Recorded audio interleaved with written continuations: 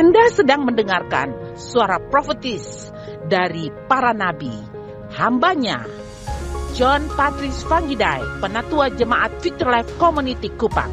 Dengarkanlah dan lakukanlah perintah Tuhan melalui para nabi, maka engkau akan berhasil. Selamat mendengarkan.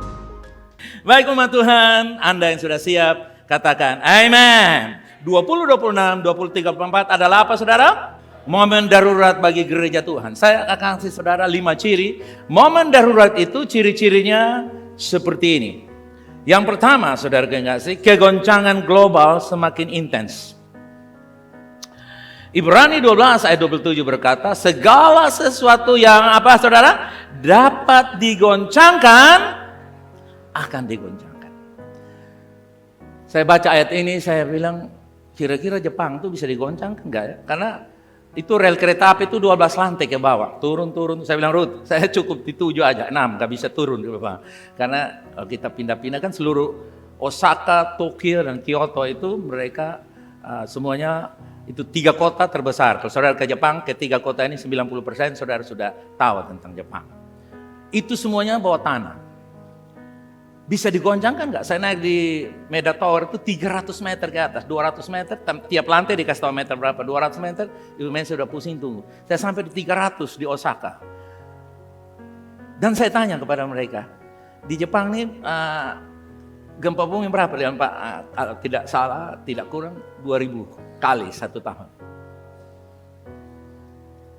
Nah ada jemaat yang kerja di Kobe, dia datang, saya bilang, lu cerita gimana? Waktu kalau di Kobe atau di Jepang itu gempa bumi, mereka bilang, kita orang Timur atau Indonesia lari kocar kacir, Jepang kerja terus.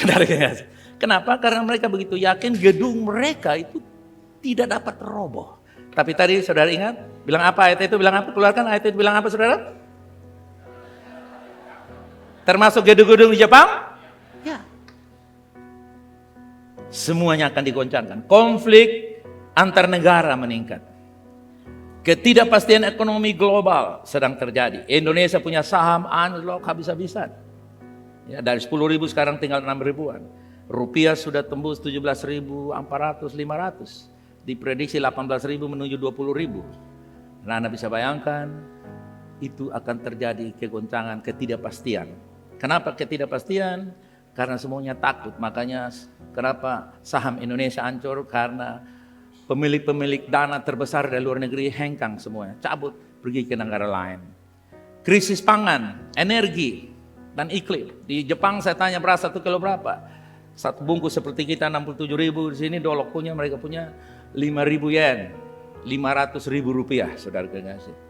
Saudara lihat, mahal di mana-mana. Bencana alam semakin ekstrim, saudara kekasih. Saya tidur malam-malam ada satu jemaat, Kak, ada gempa bumi di sana rasa. Di sana tiap hari gempa bumi, ya saya tidak rasa lagi. Pokoknya hidup itu penyerahan saja kepada Tuhan. Saudara lihat bencana alam terjadi. Dunia sedang masuk era apa saudara? Uncertainty atau apa? Ketidakpastian.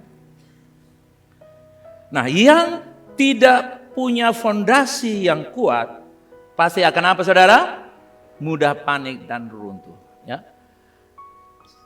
Umat Tuhan, pada bagian yang kedua saya ingin tunjukkan bahwa darurat karena yang terjadi hari-hari ini, yang pertama adalah kegoncangan. Oke? Semua yang dapat digoncangkan akan digoncangkan. Jasmani maupun spiritual, jasmani maupun moral, ekonomi, politik, dan semua yang dapat digoncangkan akan digoncang dengan maksud supaya yang tinggal tetap, yaitu kerajaan Allah. Saya dan saudara yang berkerajaan Allah tinggal tetap. Amen. Yang kedua, apa saudara? Disrupsi teknologi lebih dari kedewasaan manusia. Apa artinya itu?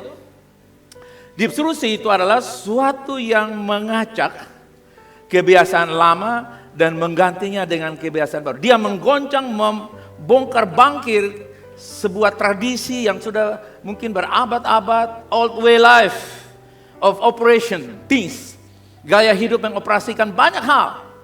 Itu mulai berubah dengan new way, dengan cara-cara baru. Biasanya itu lebih cepat, lebih modern, lebih praktis, tapi juga bisa mengejutkan dan menggoncangkan. Misalnya apa? Orang kirim surat sekarang dengan apa, saudara? Ya, saudara bisa undang langsung ke Amerika, saudara. Ya kan? Saudara kirim surat tempo dulu, kilat khusus 1 bulan baru sampai, itu pun syukur-syukurlah. Apalagi saudara yang kasih? Ojek, pangkalan muncul, ojek online, taksi, Grab, segala macam. Sistem pengiriman seluruh dunia itu dengan cepat, ya.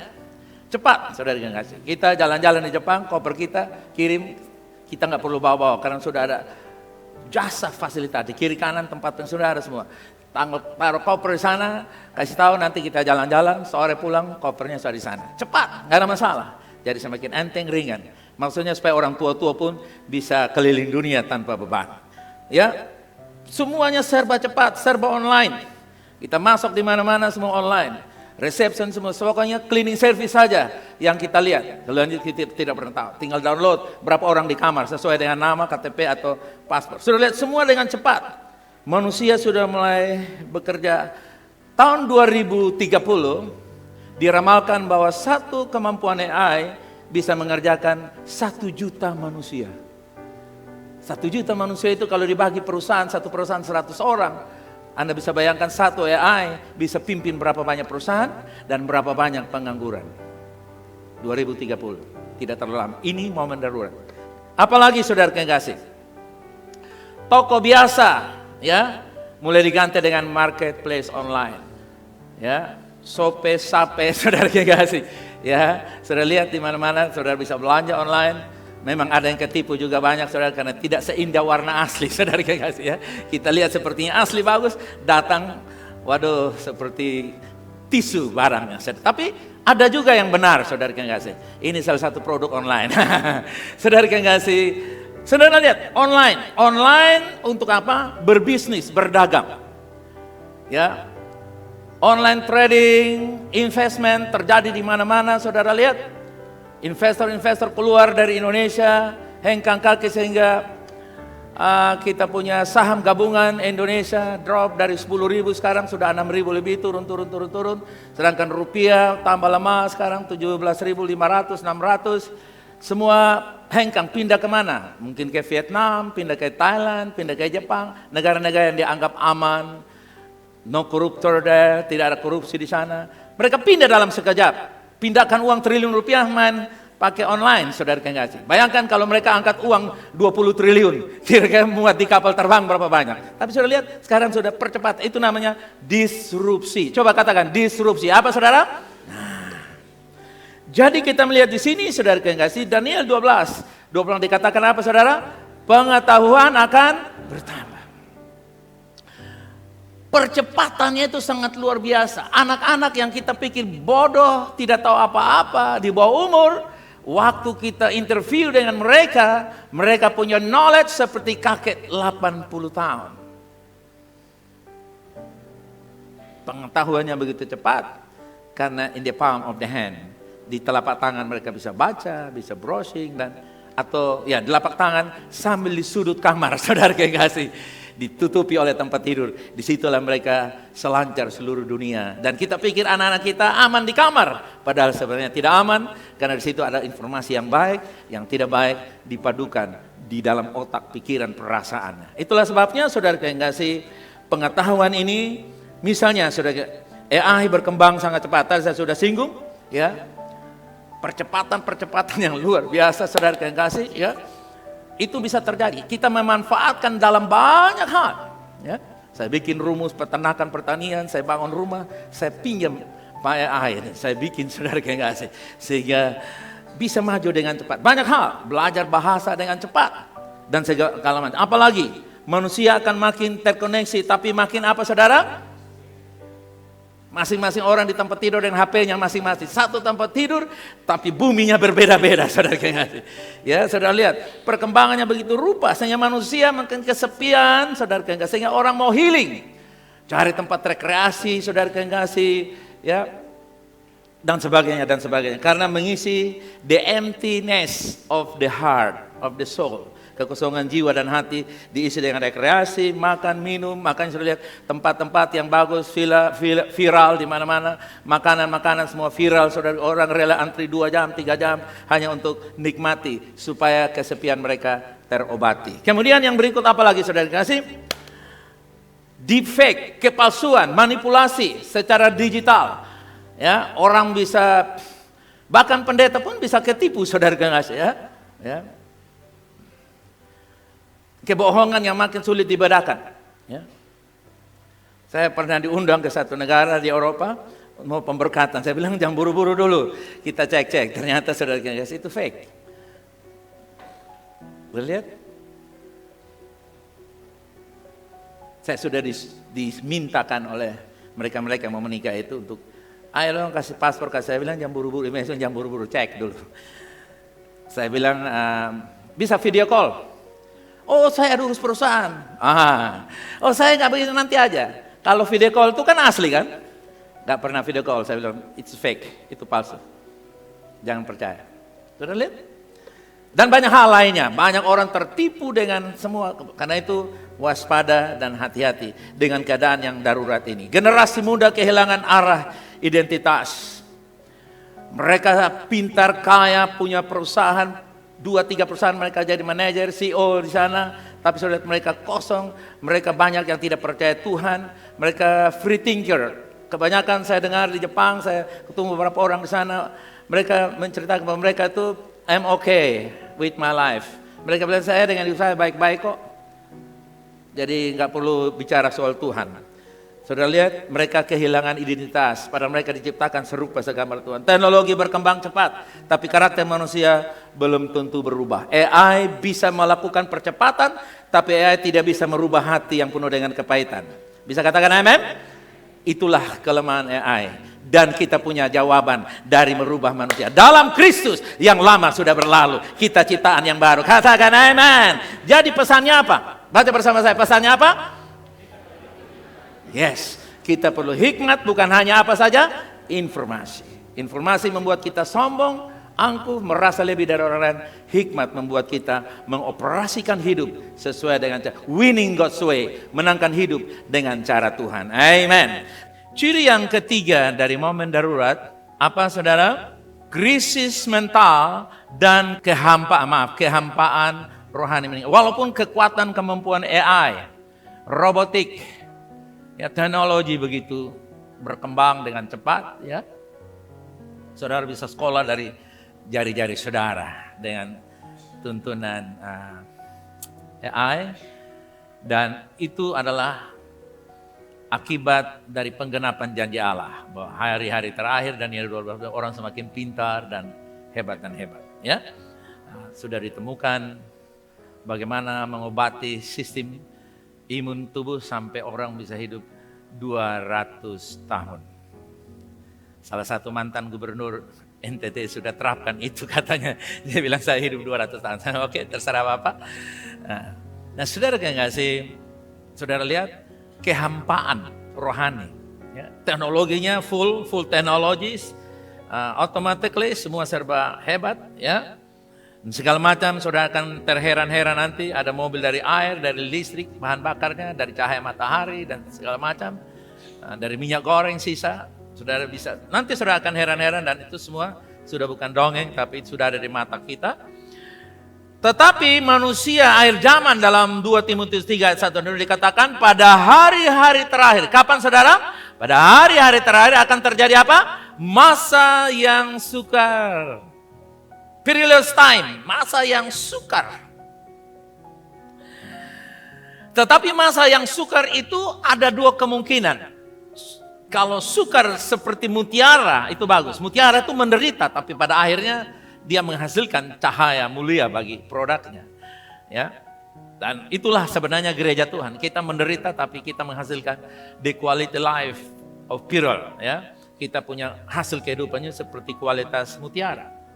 Tetapi dunia ini menderita dengan apa? Anxiety. Anxiety itu gelisah, depresi, burnout meningkat. Kenapa? Karena burnout itu kelelahan fisik dan psikis. Dua-dua jadi satu, saudara. Akibatnya penyakit-penyakit yang tidak bisa diobati oleh sistem medis. Makanya saudara lihat banyak orang terlihat sukses tapi mereka kosong. Sekali lagi saudara, banyak orang terlihat sukses tapi apa saudara? Mereka kosong, mereka nggak punya harapan apa-apa. Ya, mereka bisa bunuh diri, kehilangan makna hidup meningkat. Ya, di Korea itu polisi jaga orang untuk usir orang mau datang bunuh diri, diusir saudara kasih. Kalau tidak mereka datang di jembatan itu, mereka akan buang diri di sana saudara. Ya, di negara maju lainnya pun demikian. Bunuh diri itu menjadi solusi untuk kehidupan mereka.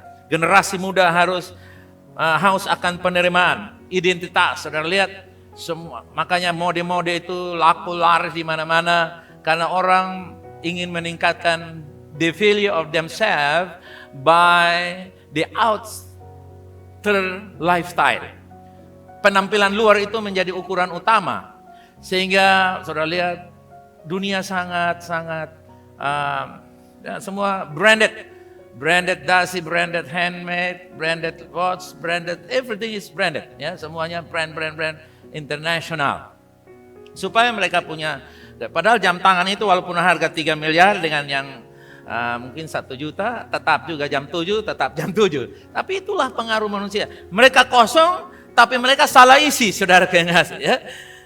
Akibatnya banyak generasi muda, Gen Z, mereka itu menjadi mangsa. Nah saudara, itu kan saya sudah tua. Anda dan saya boleh tua, tapi cucu-cucumu masih muda. Sangat jelas. Cucu saya GP, tiap kali saya bawa barang, dia mesti cari code-nya, saudara, lalu dia minta tolong. Cek, ini Adidasnya asli atau tidak. Ini sepatu Jepang asli, lu tahu sana. Beta sana apa lu dapat? Kasih pulang, lu semua kasih JV saja. Kenapa? Karena anak kecil kayak begitu. Saya sudah bawa sepatu dari Sydney, saya bawa Adidas asli. Dari Jepang saya bawa sepatu asli, merek Jepang. Dia masih tidak percaya. Lu pakai itu asal lu pintar. Lu pakai kalau lu tidak tahu baca, lu bilang JPF, percuma nanti. Nah, saudara lihat, ini anak kecil saja. Dan itu adalah keturunan orang yang tipe saya ini punya turunan. Jadi kita tidak luput dari serangan-serangan kayak begitu, saudara. Saudara jangan pikir, loh saya bebas. Saya aja kesaksian hidup, saudara lihat di mata kita sendiri. Sudah dapat barang yang maka tetap masih belum saja. Apalagi kalau mama yang bawa, mama Fani yang bawa ini pasti Tanah Abang. Banyak anak kecil. Saudara lihat, saya bilang GP, kalau lu pintar main gitar, main keyboard, itu yang paling berharga. Bukan lu sepatu mahal. Lu sepatu mahal, opa yang beli, oma yang beli, papa yang beli. Lu punya hasil apa? Nah ini yang menjadi generasi muda, mereka itu haus penerimaan identitas. Bahkan apa lagi saudara? Dunia penuh dengan apa saudara? Hiburan. Tapi kekurangan apa? Damai sejahtera. Lihat, makanan-makanan ya, viral di mana-mana. Orang antri makanan sampai jam 2, jam 3 harusnya ginjal istirahat, mereka masih antri makanan tuh saudara. Ramen Jepang itu, Ruth sama Kona antri sampai jam 2 pagi. Bosan makan itu sampai jam 2 pagi. Ginjal bilang minta maaf, besok tidur. Nah, sudah lihat. Orang, saya bilang bosan boleh nikmati, tapi jangan sampai jadi korban. We can enjoy everything, but keep ourselves not to be the victim. We are the victor, not the victim. Kita ini pemenang, amin? Bukan dimangsa oleh yang viral. Boleh kita coba sih, antri-antri apa ya, supaya kita tahu. Oh namanya. Kenapa? Orang mau buang waktu, buang uang. Ya. Itu kalau hari Sabtu, hari Minggu itu saudara di mana-mana itu penuh manusia, entah orang lokal, orang dari wisata luar negeri, dimanapun, di kota Kupang dan di mana saja. Semuanya haus hiburan, istilahnya healing, kesembuhan. Hasil 1 minggu 2 juta, healingnya 2,5 juta, saudara nggak? Jadi penghasilan minggu depan diambil dulu tahan 500 untuk healing. Nanti minggu depan healing lagi, tekor. Akhirnya saudara hidup penuh dengan hutang piutang. Hanya mau kesembuhan, mau keenakan. Supaya fresh. Nah saudaraku yang kasih, pesannya apa? Ini dia, pesannya bilang apa? Baca quote-quote saudara yang kasih. Manusia modern makin membutuhkan Tuhan walau saya naik kereta di Australia, di Jepang, di beberapa tempat saya hanya berdoa saja, Tuhan tolong. Sudah berdoa kadang-kadang saya bilang, mesti injili dulu, saya korek. What is your name? Oh, I'm Buddha, I'm Korean, I can speak. Oke, buka WA saya. Jesus love you, pakai bahasa Korea. Jesus love you. Terakhir saya bilang, senang sekali saya bisa cerita kamu tentang Tuhan Yesus. Pakai WA aja. Nah saudaraku yang kasih, manusia membutuhkan Tuhan tapi manusia itu tidak sadar. Saya berdoa supaya kita semua tidak seperti itu. Amin. Katakan, saya perlu Tuhan. Come on. Karena kita masih ada Tuhan. Amin. Pada bagian yang keempat hari ini, saya mau bicara bahwa di tengah-tengah masa darurat ini yang terjadi pada bagian yang keempat adalah apa saudara? Kebenaran mulai dikaburkan. Orang berkacamata kabur, saudara yang kasih. Umat Tuhan, ini yang sedang terjadi. Ini yang sedang melanda gereja Tuhan. Ini yang sedang melanda seluruh dunia.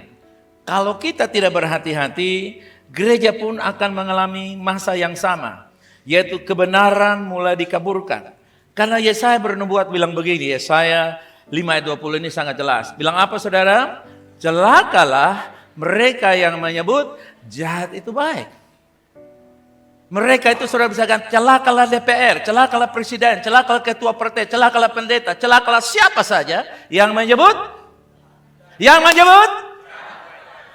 Alkitab bilang, wow itu artinya dilemparkan ke dalam neraka. Lebih ngeri lagi kan? Kalau saudara celaka ya biasa, tapi pengertian yang saya dapat waktu saya teliti, dibuang ke dalam. Siapa yang menyebut kejahatan itu baik, dia akan apa saudara? Dibuang ke dalam neraka. Siapa saja, termasuk saya dan kita, siapa saja.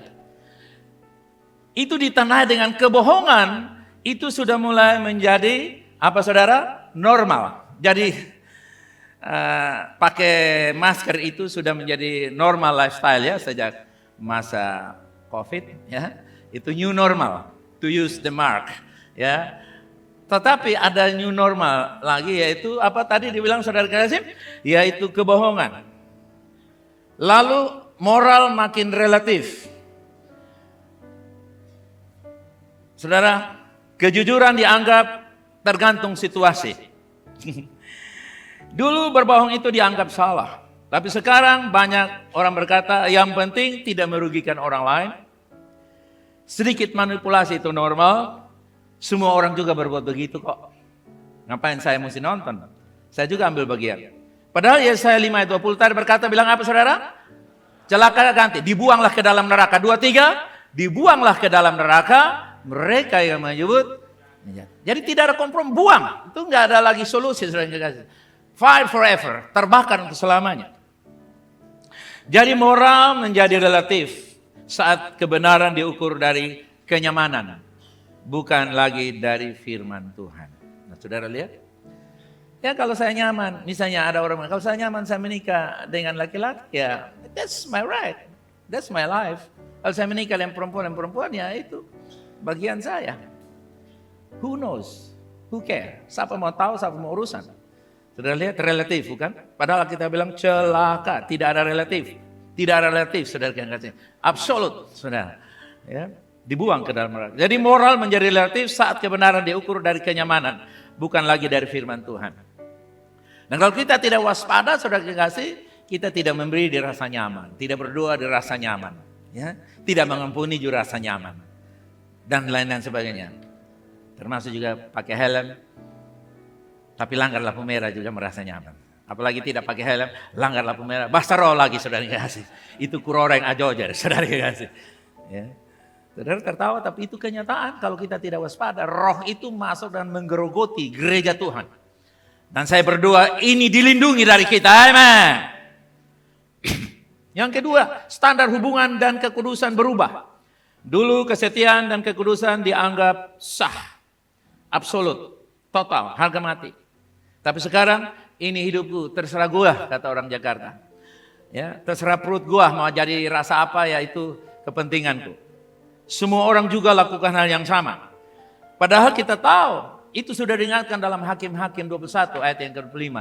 Setiap orang berbuat jahat atau berbuat benar. Baca baik-baik. Setiap orang berbuat.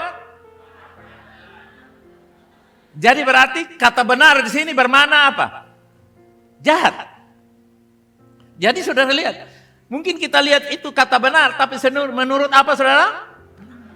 Kalau dagang narkoba itu menurut dia benar? Kalau perceraian itu menurut dia benar? Kalau dendam itu menurut dia benar? Siapa mau lawan? Inilah yang terjadi zaman darurat ini. Dan ini harus kita waspadai. Saat manusia jadi standar moralnya sendiri, kebenaran mulai kabur. Kalau moral ditentukan budaya, maka moral akan terus berubah. Tetapi kalau moral dibangun di atas firman Tuhan, tetap benar sampai kapanpun. Yang percaya katakan. Makanya kenapa Sekolah Tunas Bangsa itu Ibu Melsi ngotot untuk ajar firman Allah. Kalau saya punya cucu, dibayar dimanapun yang mahal, saya katakan sorry. Karena saya tahu tidak ada yang bisa menggantikan firman Allah. Amen. Diajar, dikasih buku wisdom, dikasih buku petunjuk, diskusi, respon siang malam. Ya. Saya tiap hari dengan cucu saya muridkan dia, dia muridkan saya. Karena kalau saya omong kasar, dia bilang, omong pelan-pelan. Saudara, kenapa? Karena moral saja, bilang kira moral saja tidak cukup. Kasih tahu kira kayak begitu. Perlu firman Allah. Amen. Firman Allah adalah the essence of God Himself. Firman Allah itu adalah Tuhan sendiri, bukan moralnya Tuhan, bukan. Firman Allah adalah Tuhan sendiri. Jadi itu dia aja dididik 3 tahun. Mulai dari kelas 3 SD sudah belajar sekolah Alkitab, tamat sekolah Alkitab, tamat Tunas Bangsa 12 kelas itu atau 12 ya, year 1 to year 12 itu punya sertifikat, saudara. Bayangkan, dia bawa ijazah tapi juga dia bawa sertifikat Victory Life International Ki Kupang. Saudara lihat, itu yang saya usahakan. Dengan Messi kita bolak-balik ke Australia itu, Pastor Margaret tanya kita mau apa-apa, tidak, kita nggak mau apa-apa. Tapi yang kita mau kasih kurikulum VLC untuk kita. Dan you go ahead. Kita nggak minta uang. Kenapa? Kasih uang tuh bisa habis. Uang bisa cari lain. Jual pakan ternak, uang masuk terus, saudara ngasih. Tetapi kalau kurikulum itu tidak mudah. Amin, saudara. Amin. Kalau download di internet itu gampang. Internasional download, tanda tangan download semuanya itu gampang. Bayar pulsa aja 50.000, kita punya international standard. Tapi fake, itu palsu.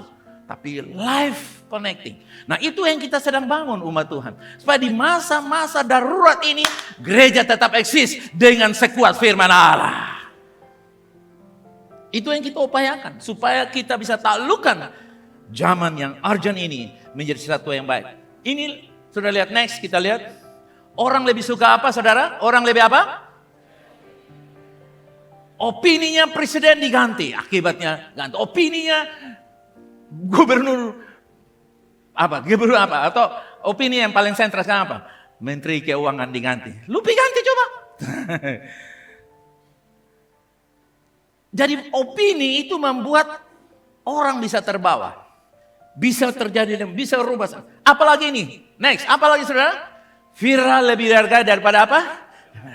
Oh ini viral Pak, sekolah ini viral. Akhirnya dia didik anak berdasarkan viralisasi. Nanti jadi spiral saudara kekasih. Apalagi dunia sedang mengalami krisis integritas. Orang tidak tahu siapa dia. Semakin pakai bagus, makan enak, hidup bagus, tapi he doesn't know who he is, she is. Dia makan bagus, pakai bagus, lipstiknya mahal, hidupnya bagus, HP-nya mahal, but doesn't know who he is. Dia tidak tahu siapa dia. Ini krisis saudara kekasih, dan itu darurat. Karena itu saya percaya Mazmur 67. Saudara percaya, mari kita baca 2-3 ayat yang 4. Mulai.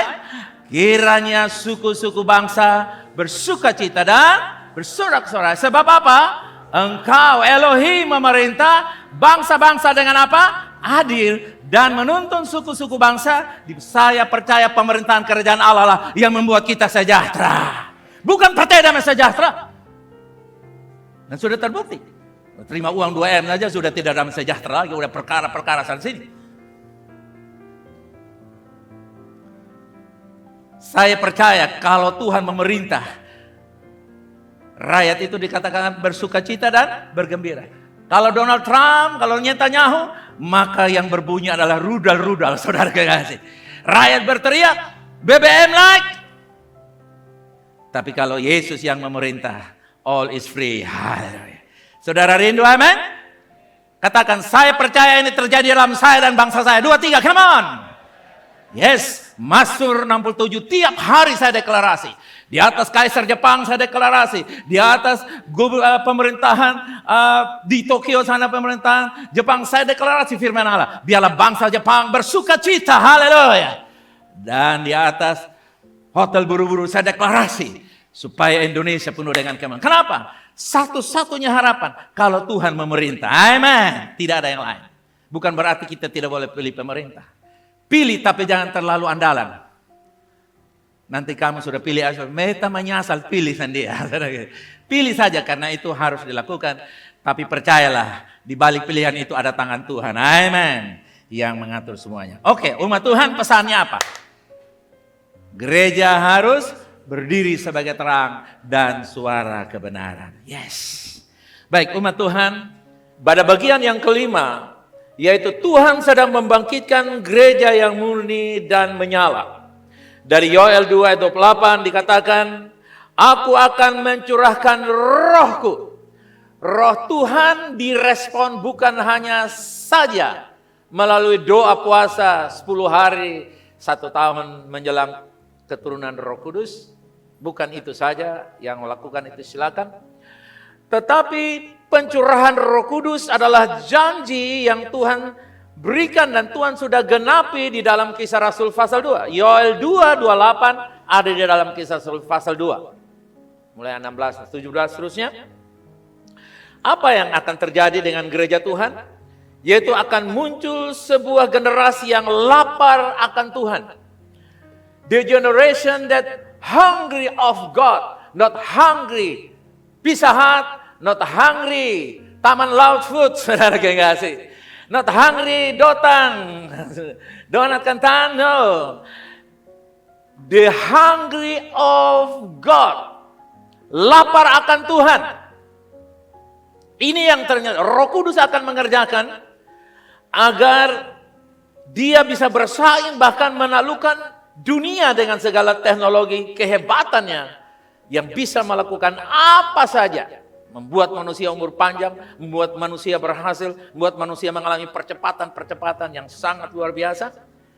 Akan muncul generasi yang lapar akan Tuhan. Dan saudara tahu kabar gembira, generasi itu sebagian ada mendengar suara saya. Kemudian akan ada kebangunan doa mulai muncul di banyak tempat. Karena itu kita tidak membuang-buang kesempatan dengan membuat sebuah sebutan, yaitu doa 5 ADB. Doa 5 anak darah bijaksana. Kita lakukan itu. Setiap shift 3 jam. Bahkan ada yang dia bisa sekian jam. Kemudian akan terjadi apa lagi saudara kekasih? Anak muda mulai mencari makna sejati. Akan ada revival di kalangan young people. Karena itu anak-anak muda kita, anak-anak kita yang usia 12 sampai 19, jangan biarkan mereka tidak memiliki komunitas anak-anak muda. Pastikan mereka memiliki komunitas di usia mereka. Supaya kita jangan mencuri kegerakan Allah di dalam diri mereka. Orang tua mesti paham ini. Memang sibuk antar jemput. Tapi lebih baik saya berkorban antar jemput. Dan saya tidak ketinggalan lawatan Allah. Ketimbang saya mau ringan dan baik-baik. Tapi saya dilewati oleh Allah. Dan akibatnya anak kita hanya berhasil secara knowledge. Tapi spiritual mereka behind. Secara rohani mereka tertinggal jauh ke belakang. Padahal rohani itulah yang menciptakan segala-galanya. Spiritual create everything. Everything cannot create spiritual. Oke? Rohani bisa menciptakan segala sesuatu. Tapi segala sesuatu termasuk pengetahuan. Tidak bisa ciptakan segala sesuatu.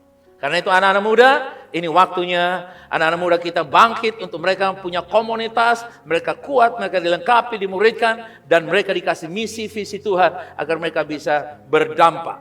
Tuhan sedang memurnikan gereja dari kekristenan yang hanya formalitas saja. Saudara lihat, di mana-mana orang lapar dan haus, gereja saudara kekasih mereka datang mulai pas waktu, mereka berebutan tempat, mereka antrian. Kenapa? Karena Tuhan mulai memurnikan gereja dengan motivasi yang murni. Kalau bekerja saja, mereka harus cap jempol.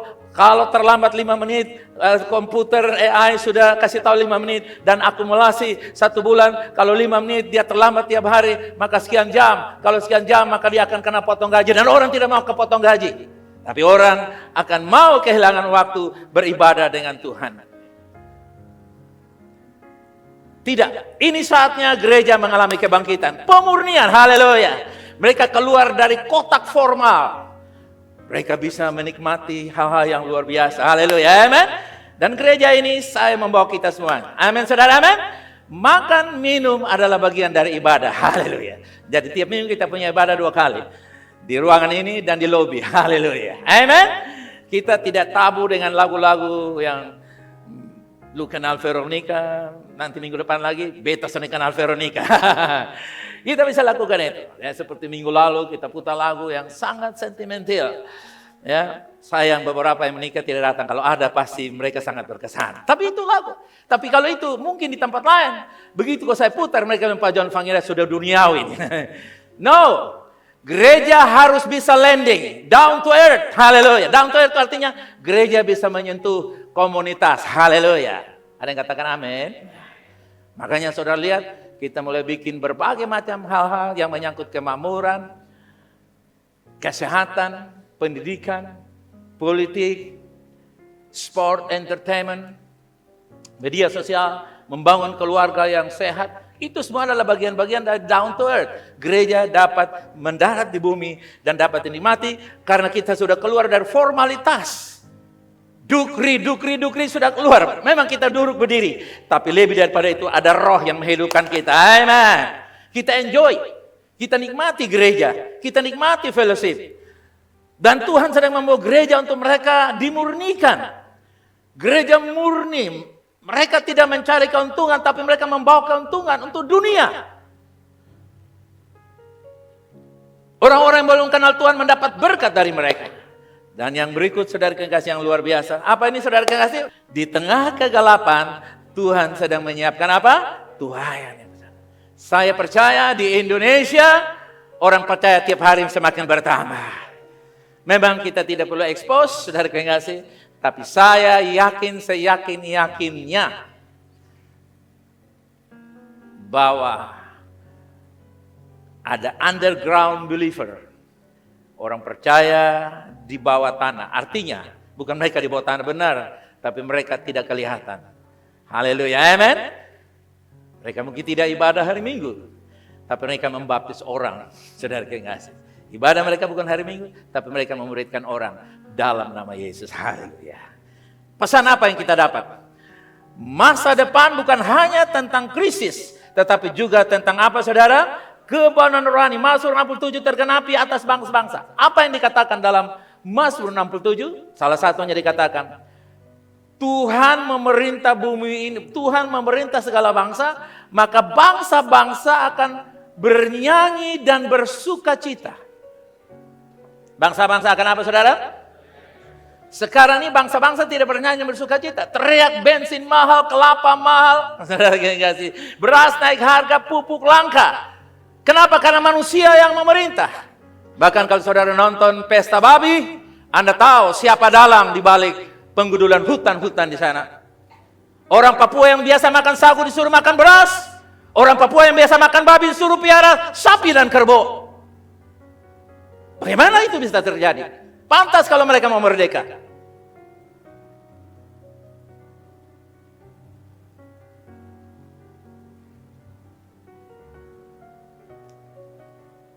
Dengan alasan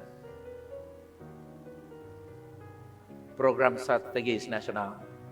Tapi sebenarnya menurut kata orang, program sengsara nasional. Umat Tuhan siap, bilang kiri kanan, siap menuai. Ini saatnya. Momen-momen tiap akhir bulan saudara, kita keluar undangan saudara. Jangan. Kenapa? Karena masalahnya bukan orang sudah beragama. Banyak orang beragama termasuk Kristen mungkin Pentakosta, karismatik, tapi mereka tidak mengalami perjumpaan dengan Tuhan.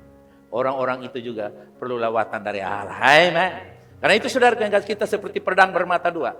Menangkan di dalam, menangkan di luar. Menangkan yang sudah percaya dipulihkan, yang di luar belum percaya dimenangkan. Haleluya. Di tengah kegelapan, Tuhan sedang menyiapkan penuaian. Dan penuaian itu nanti seperti dokter-dokter, seperti ilmuwan, seperti guru, seperti seorang mungkin engineer. seorang insinyur, atau seorang ahli kimia, ahli fisika, ahli pakan, ahli apa saja, ahli gizi. Tuhan akan munculkan itu. Karena itu saudara yang belajar, cucu-cucu dan anak-anak kita percaya, di masa mereka akan menuai dengan cara yang luar biasa.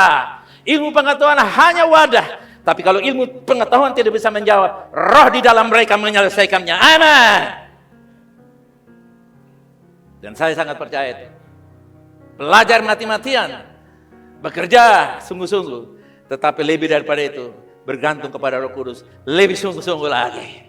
Karena penuaian itu tidak bisa kita lakukan. Karena ini pekerjaan roh, kita harus menuai dengan roh. Katakan, pekerjaan roh menuai dengan roh. Come on! Tidak bisa pekerjaan roh, Anda menuai dengan kemampuan teologi ya saudara. Kemampuan ilmu biasa saudara. Gak mungkin. Bagaimana air saudara paksa batu menyatu? Air dengan air, roh dengan roh. Amen. Roh yang diselubungi sebagai seorang polisi, seorang tentara, seorang tukang, seorang ahli gizi, seorang businessman, seorang politikus, seorang seniman. Mereka adalah orang-orang yang bergerak di bidang berbagai macam bidang. Mereka berjubah itu. Tapi roh di dalam mereka adalah roh yang sama. Roh Allah yang menyelamatkan bangsa-bangsa. Katakan. Umat Tuhan, semakin dunia digoncang, semakin terlihat siapa yang sungguh berakar.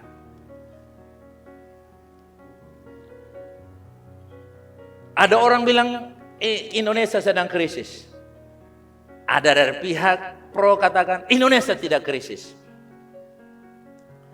Mau bilang krisis tidak krisis, tapi kita rasakan barang-barang naik harga, gaji belum naik. Itu mau dibahasakan apa? Semakin dunia digoncang dengan berbagai macam cara, semakin terlihat siapa yang sungguh berakar. Karena itu 2026-2025 bukan hanya masa krisis dunia, tapi juga momentum kebangkitan gereja Tuhan. Katakan amin. Ini momentum kita dibangkitkan untuk meresponi panggilan Tuhan, stay strong di sana dan menyelesaikan apa yang Tuhan mau. Walaupun gaji kecil, saudara gaji. Walaupun tidak populer, tidak viral, tapi kita stay karena itu kehendak Tuhan. Salib itu biasanya tidak viral, tapi pada akhirnya menyelamatkan banyak orang. Amin. Di tengah dunia yang gelap, Tuhan sedang mencari orang yang tetap menyala. Bilang di kiri kanan, tetap menyala.